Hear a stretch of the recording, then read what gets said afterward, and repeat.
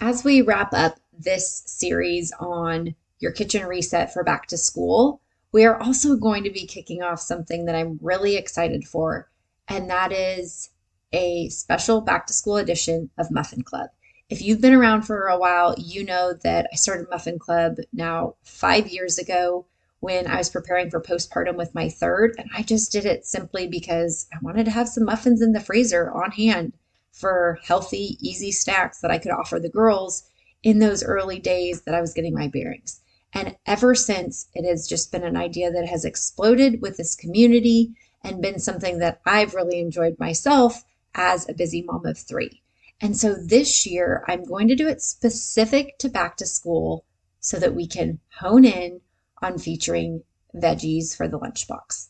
This is one of the number one things I hear parents asking for this time of year is what vegetables can we send for lunch? What vegetables will my kids eat at lunch?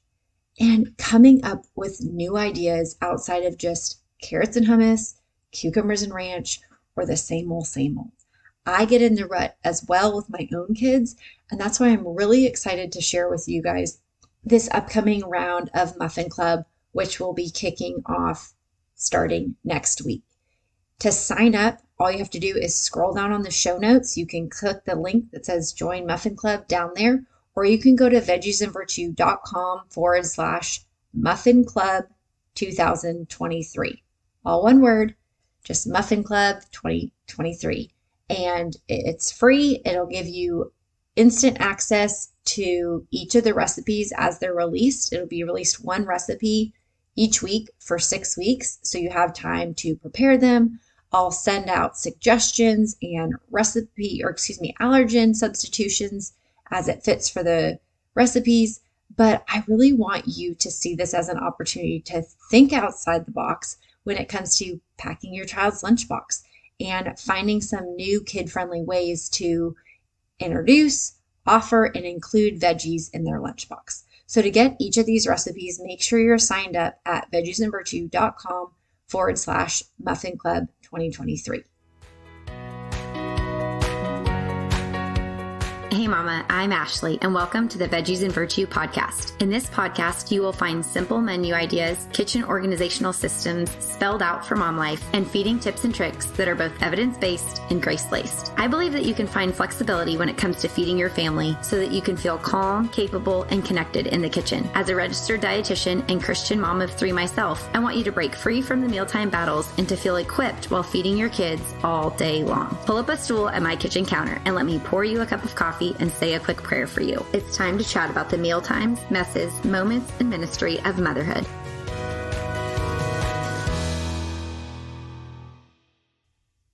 If you've been following along the past couple of weeks, we've been talking about how you can do a reset in your home to get ready for back to school. So we talked first about how you can reset your pantry 2 weeks ago. And then in last week's episode, I shared with you how I think you can reset your fridge so that it becomes as functional as possible for your family as you're packing lunches, getting snacks on the go ready, or, having the hustle and bustle of early school morning breakfast. So it probably doesn't come with much surprise that this week, for the third and final part of this series in our reset for back to school, we are going to talk about resetting with your freezer. Now, I know everyone has different feelings about how they use their freezer. Some people have a small freezer and use it very minimally. Other people are owners of chest or standing deep freezers and are avid people who freeze things. And so I want to share with you 3 different ways that I see you being able to utilize the freezer so that you can be more efficient, but also effective in planning out some of the breakfast, lunches, dinners, snacks, and all the moments in between that you might want and or need this upcoming school year. So I'm going to break these 3 ways that I kind of see utilizing the freezer down into 3 E's. And the first one of those probably being what we often think about, and that's ease. When we stereotype a frozen pizza, there's a suggested tone that comes with throwing in a frozen pizza or just grabbing chicken nuggets out of the freezer. There's an implication of ease, and that's okay. We are busy moms. we need to allow ourselves to embrace ease regularly. I don't even want to say when we get at our wits' end or when the back to school hustle is just really taking us over, but instead we need to account for our lives needing ease. And so this really comes to how we can use our freezer in a way that is going to help bring us ease. And I like to think about it as predictable ease. Because yes, we can default sometimes to a frozen pizza or chicken nuggets unplanned for when we just need a little easy out and an easy option. But I also think we can expand beyond that and we can think through what are some quick and easy options that we can have on hand for those nights that we know we're only going to have 10 to 15 minutes to assemble and eat dinner. And it's not a night we really can cook, but it's a night we still want to prepare something, put it out, have it ready to go. So there's a sense of ease there. So this is where I think, again, beyond the frozen pizza and the chicken nuggets, not that there's anything wrong with those, but I think most of us don't want to be defaulting to that every time because that's when we start to feel a little guiltier that maybe we're erring on the side of being disorganized rather than needing an understandable amount of added ease. So while those options can be in your rotation, I'd also encourage you to think about what things you can keep in your freezer to also have on rotation. Things that we often have in my house that bring a lot of ease to me are often those kind of ready-made Costco meals. They have so many different ones. There's some by Kevin's Natural Foods that I love that we've had. Some of these ones are ones that my husband and I prefer more so than my kids. So in order to make it more of a love it, like it, learning it family style meal, I'm going to think through, if the main dish can be really easy, what are some easy sides that may be things that I am keeping in the fridge or the pantry, but they also might be things that I'm adding alongside in the freezer.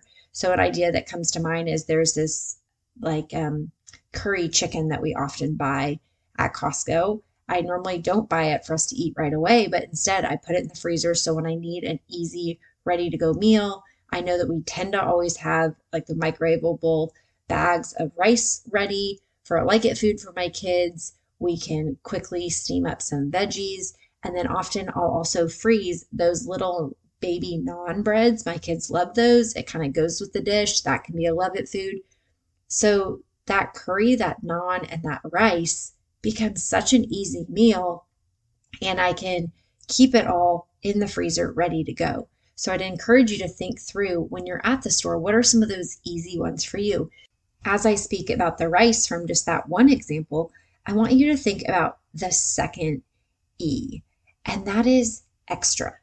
What is something that you might just have extra of that otherwise could go to waste? I know in our house, I never know, with rice being a like it food for my kids, I never know, are they going to have seconds or are they barely going to touch it? Are we going to have a lot extra?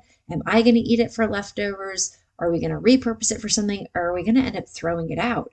And if we look at how to use our freezer more efficiently, we can think about how do we store some of those extras. So you may have already cooked rice, and then you may choose to put it in a freezer safe container and freeze that extra. So when you have, say, that really easy or quick and easy meal like that curry chicken that I had talked about, you now have rice that's already been cooked, ready to go.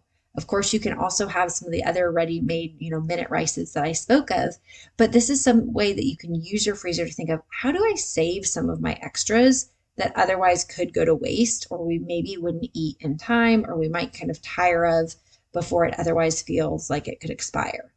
Some other ones that have recently come up in my house is zucchini. As we come to the end of zucchini season and growing our garden and have zucchini, we have more of it than we can eat.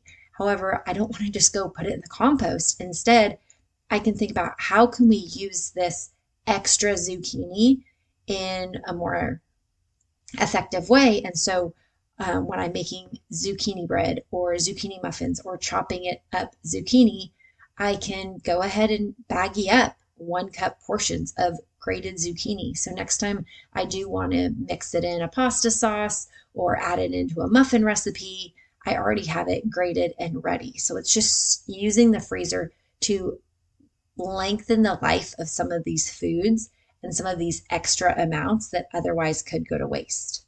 Another one that I really want to highlight in today's episode is things like muffins. A lot of the muffins that we make in my house are ones that need to be refrigerated. They don't last as long as, say, just kind of shelf stable store-bought muffins do. And so a lot of times if I do make a double batch, we'll have extras. And so I want to think about, okay, if we're not going to eat these up quickly enough, go ahead and put the extras in the freezer so we have them for later. Specific to muffins, I also like doing this because sometimes we get tired of eating the same type of muffin.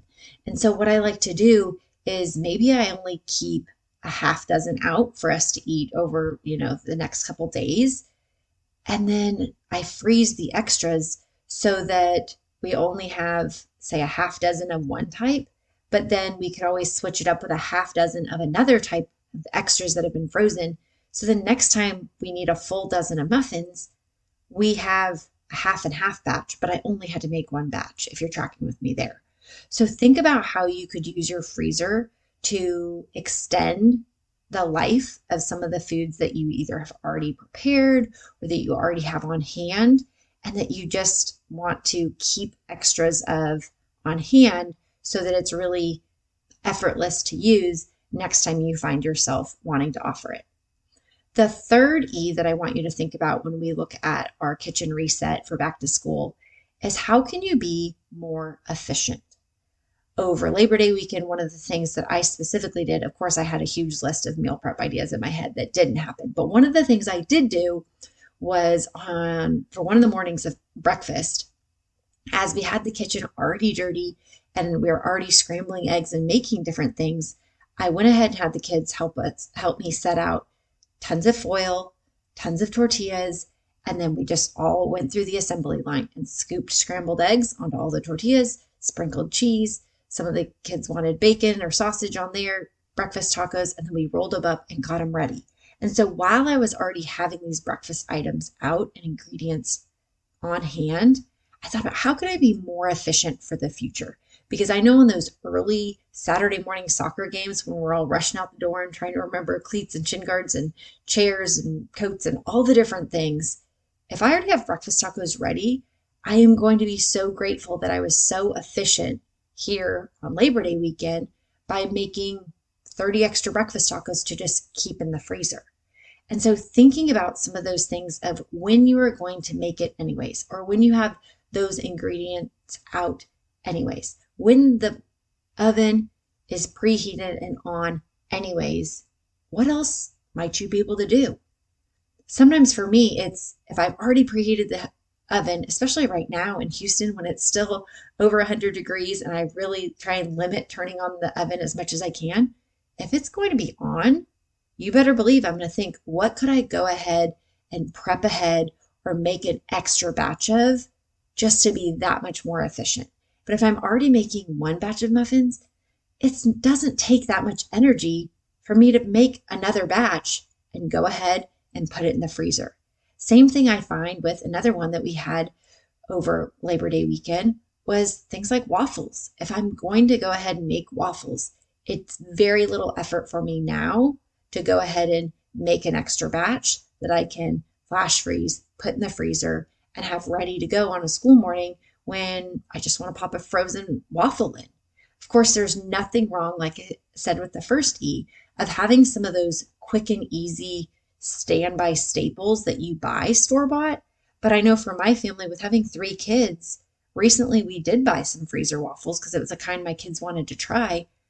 But I mean, especially for some of the more whole grain ones or the ones that might be higher in protein or have some added nourishing ingredients, it can get really expensive for something that may only have 6 little freezer waffles in it. And with 3 kids, we can burn through that box in one breakfast. And so it's much more cost effective and I can be much more efficient by batching these waffles that I'm already making some morning. I already have the mess made. The waffle iron's already hot. Just batch prep a few more waffles. Some other things outside of just breakfast time that I want you to think about in terms of how you can reset your freezer is what are those meals that you feel like I need some added efficiency for? Breakfast is a common one as we all try and get into the back to school routine. But another one that I often will do is things like PB&Js. They freeze really well. And if I already have out the bread, peanut butter, and the jelly, especially in an amount that I know will help me maybe make a loaf worth of bread, I will oftentimes just put out all the different slices of breads, smear with the different PB&Js, and then put them together, put them in the freezer. So the next time I need a really quick and easy addition to my kids' lunch, I can just reach in the freezer and grab one. It's those little efficiencies that as moms can be such a saving grace, but we often overlook those little opportunities that present themselves when we're making a PB&J on a random weekday morning. So instead, ask yourself, even if it's just one extra, that's one less meal you have to make next time. So think about how can you be more efficient with some of these lunchtime items. The same might be true if your child likes to say, bring mac and cheese or a pasta dish or a soup or a chili or anything that might go in a thermos. You might, similar to how I said, I will grate and pre-portion, say, a cup of shredded zucchini, you might start pre-portioning and saving little batches of hot lunch items that you then can very quickly pull out, thaw, reheat, put into the thermos container and have ready to go without having to make macaroni and cheese as often or always assume you have leftovers on hand to heat up and offer the next day. So think through how you could be a little bit more efficient there. Additionally, think through at dinner. If you're already making taco meat, it's not that much extra effort to make twice as much taco meat and freeze half of it for later. I tend to do this with taco meat, spaghetti sauce, chili, and soups the most because it's very little effort for me to make an additional batch of those and to freeze them. Because we do have the freezer space, these things sometimes can take up a little bit more freezer space. But depending on the freezer space you have, to think through how can I be more efficient? Because there's been seasons that I only freeze a pound of ground beef, but it's already been browned. So maybe I didn't get to making the whole spaghetti sauce, or I didn't have all the ingredients for the sauce I needed, but I could still go ahead and brown the meat. That's just one less step I have to do next time.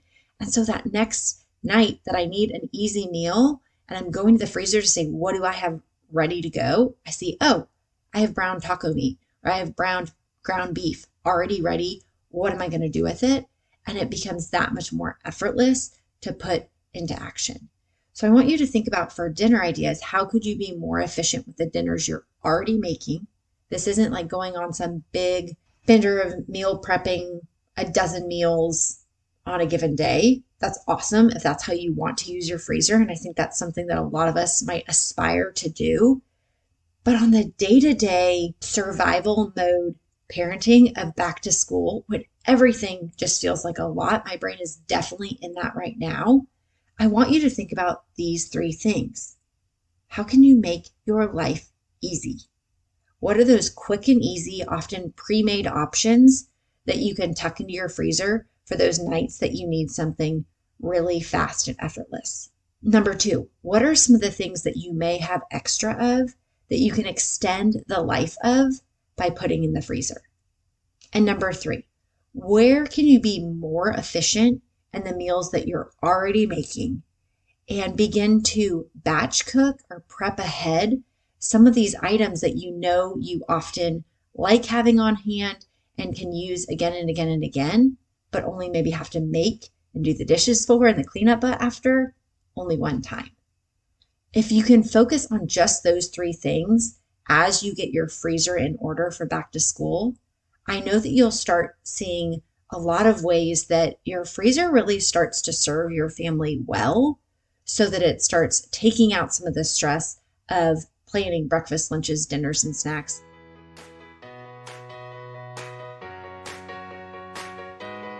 To add more veggies into your child's lunchbox and to potentially utilize your freezer a little bit more effectively through the option of adding veggie-packed muffins, be sure that you sign up for my upcoming round of Muffin Club. It's going to be 6 weeks that each features a different vegetable. These are all kid-friendly, dietitian-approved options that are going to give your child a lot of different nourishing ingredients, but all feature their own vegetables. So if you're looking for what types of vegetables to put in your kid's lunchbox, what kind of veggies they will actually eat, this is a really kid-friendly way to get those veggies in. It's free, so all you have to do to sign up is scroll down in the show notes or go to veggiesandvirtue.com/Muffin Club 2023.